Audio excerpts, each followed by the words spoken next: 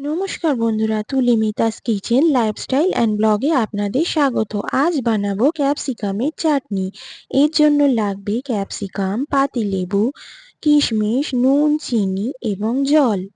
প্রথমে gas on করে কড়াই বসিয়ে দিয়েছি, তারপর এতে জল দিয়ে দেব। জল সামান্য গরম হয়ে এলে এতে দিয়ে দেব চিনি। চিনি দিয়ে খুব ভালোভাবে ফুটিয়ে নেব যতক্ষণ না চিনি রস ঘন হয়ে আসছে।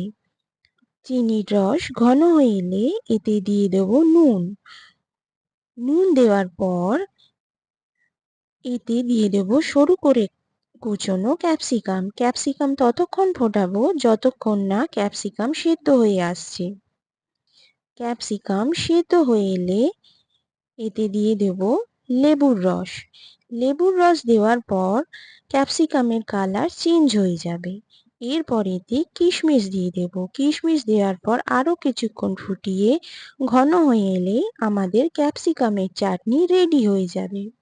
আপনাদের যদি এই রেসিপি ভালো লেগে থাকে কমেন্টে আমাকে জানাবেন, লাইক করবেন, শেয়ার করবেন এবং সাবস্ক্রাইব করবেন। নমস্কার বন্ধুরা, আজ তাহলে আসি।